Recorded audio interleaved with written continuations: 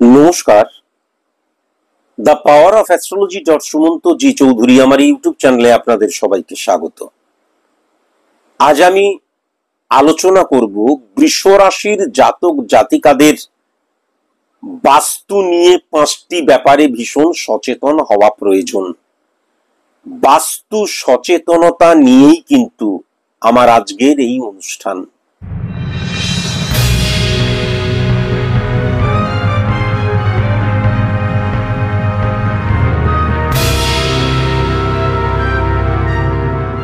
এ প্রসঙ্গে আমি অবশ্যই আপনাদেরকে বলবো যে পশ্চিমবঙ্গে বা তথা ভারতবর্ষে যদি লক্ষ্য করা যায় কয়েক লক্ষ কিন্তু বৃষ রাশির জাতক জাতিকা রয়েছে।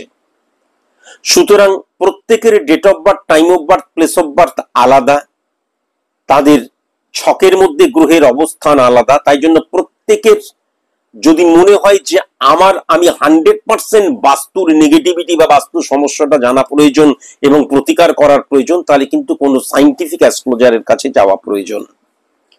আমি জাস্ট একটা ওভারঅল প্রেডিকশন করছি।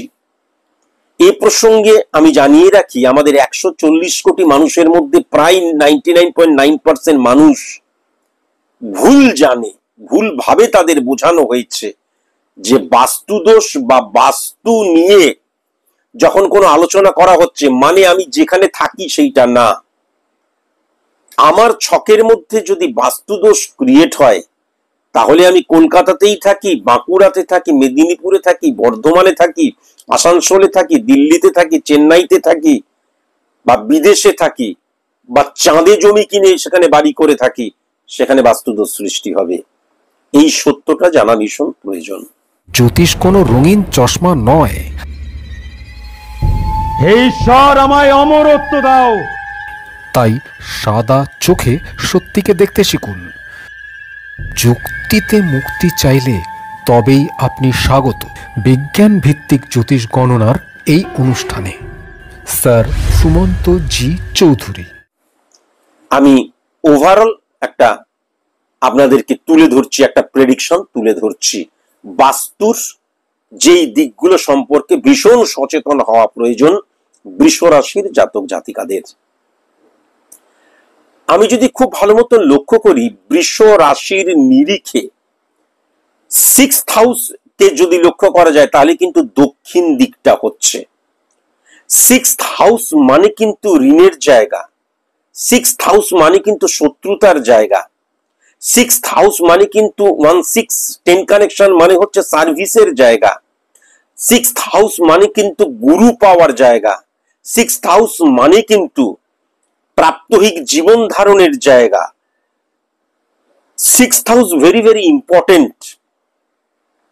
সুতরাং বিশেষ করে রোগ সৃষ্টি হওয়া এবং সেই রোগটা প্রতিষ্ঠিত হওয়া, হ্যাঁ এই রোগটা আমার আছে, সেটা কিন্তু 6th হাউস দ্বারা বোঝা যায়। সুতরাং এই 6th হাউস কিন্তু যদি লক্ষ্য করা যায় তাহলে দক্ষিণ দিকে আসছে। তাহলে এই দক্ষিণ দিকে ভেরি ভেরি কসাস এবং কনসাস।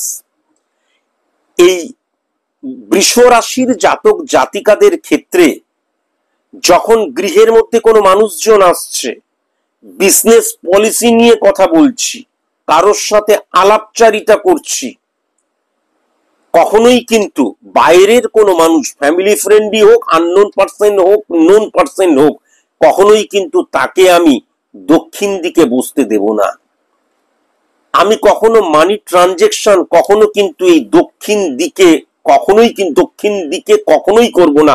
আমার গৃহের যে দক্ষিণ দিকটা হচ্ছে, আমি দক্ষিণ দিকে কখনোই কিন্তু আমার 24 ঘন্টার মধ্যে যতক্ষণ আমি গৃহে আছি বেশিরভাগ সময়টা কিন্তু সেখানেই ব্যয় করব না। দক্ষিণ দিকটাকে দক্ষিণ দিকের মতন রেখে দেব। সেইখানে আমার যে ইনভলভমেন্ট বা আমার যে আনাগোনা সেটাকে আমি কিন্তু সুলভ করে দেব। তার কারণ আমার নিরিখে, অর্থাৎ আমি যদি বৃষ রাশির জাতক জাতিকা হই, আমার নিরিখে দক্ষিণ দিকটা কিন্তু আমার রোগের স্থান, দক্ষিণ দিকটা কিন্তু আমার শত্রুতার স্থান, দক্ষিণ দিকটা কিন্তু আমার পালনকর্তা, পিতা, গুরু, টিচার, পথপ্রদর্শক তাদের সাথে কিন্তু আমার কমিউনিকেশনের জায়গায় নেগেটিভ ইনফ্লুয়েন্স ক্রিয়েট হয়ে যাওয়া, পরিপূরক, একে অপরের পরিপূরক না হওয়ার জায়গা। 6th হাউসের জায়গাটা কিন্তু কখনোই আমার কর্ম পাওয়ার ক্ষেত্রে আমি যে নিজেকে প্রস্তুতি নিচ্ছি, সেই জায়গাটা কখনোই কিন্তু সেই স্থানে বসে কখনোই আমি প্রস্তুতি নেব না দক্ষিণ দিকে। এইবার চলে আসি মারক স্থান।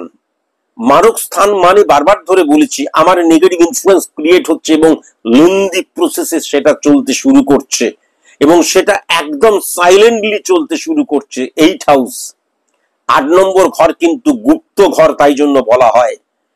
তাহলে আমার যে কোনো শুভত্ব, যে কোনো শুভ কাজ আমি যদি বৃষ রাশির নিরিখে লক্ষ্য করি, তাহলে 8th হাউস যদি আমি খুব ভালো মতন দেখি, তাহলে কিন্তু পূর্ব দক্ষিণ যে দিকটা বা পূর্ব দক্ষিণ যে কোণ, সেটাকে আমি ছেড়ে সমস্ত কাজকর্ম কিন্তু করব। তার কারণ বৃষ রাশির জাতক জাতিকাদের ক্ষেত্রে একদম নেগেটিভ স্থান, মারক স্থান যেটা লক্ষ্য করা যাচ্ছে, সেটা কিন্তু পূর্ব দক্ষিণ যে কোণটা বা পূর্ব দক্ষিণ যে দিক, সেই দিকটা।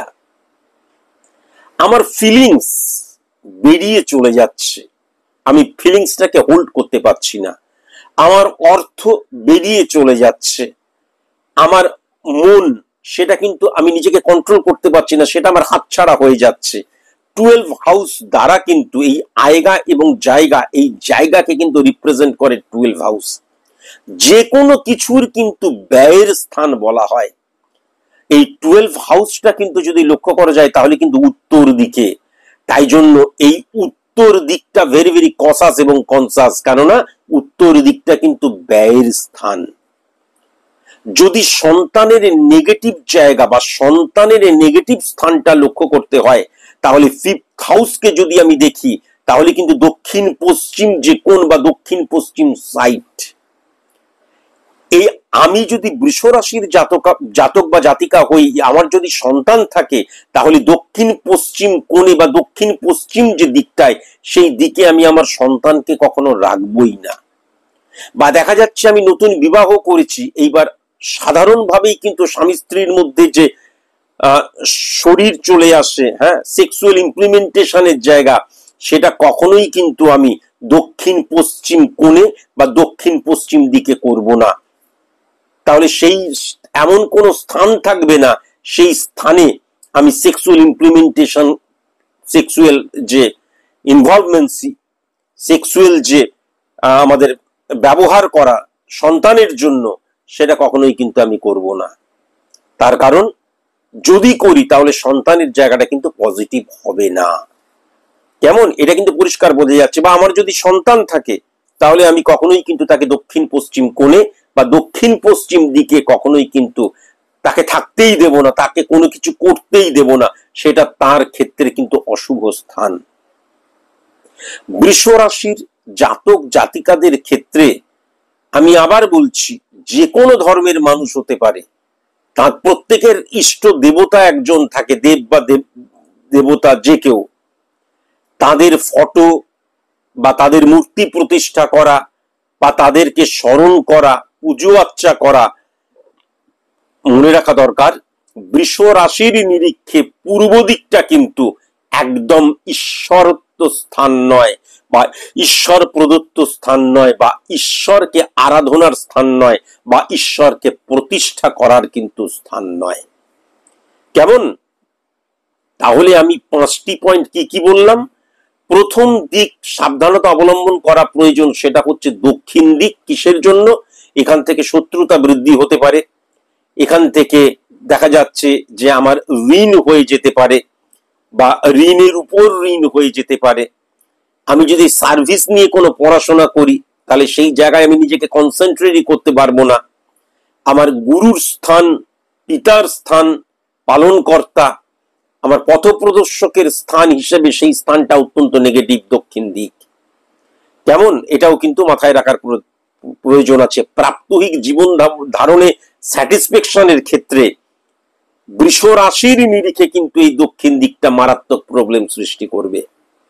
যদি মারক স্থান লক্ষ্য করা যায়, তাহলে পূর্ব এবং দক্ষিণ, পূর্ব দক্ষিণ দিক বা পূর্ব দক্ষিণ কোণ, পূর্ব এবং বারবার ধরে বলছি, পূর্ব দক্ষিণ দিক বা পূর্ব দক্ষিণ যে কোনটা সেটা কিন্তু মারক স্থান। মারক স্থান কি সেটা আমি বোঝালাম। ব্যয়ের স্থান যদি লক্ষ্য করা যায় তাহলে কিন্তু উত্তর দিক। সন্তানদের ক্ষেত্রে বা সন্তান আসার ক্ষেত্রে নেগেটিভ দিক হচ্ছে দক্ষিণ পশ্চিম দিক বা দক্ষিণ পশ্চিম কোণ। আর ঈশ্বরকে স্থাপন করা, আরাধনা করা, প্রতিষ্ঠা করা, তার নাম করা, বৃষ রাশির নিরিখে কিন্তু পূর্ব দিকটা অত্যন্ত নেগেটিভ দিক।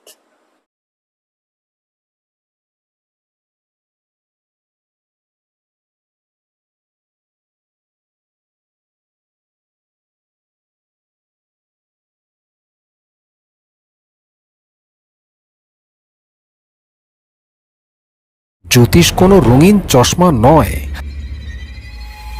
হে ঈশ্বর, আমায় অমরত্ব দাও। তাই সাদা চোখে সত্যিকে দেখতে শিখুন। যুক্তিতে মুক্তি চাইলে তবেই আপনি স্বাগত বিজ্ঞান ভিত্তিক জ্যোতিষ গণনার এই অনুষ্ঠানে। স্যার সুমন্ত জি চৌধুরী।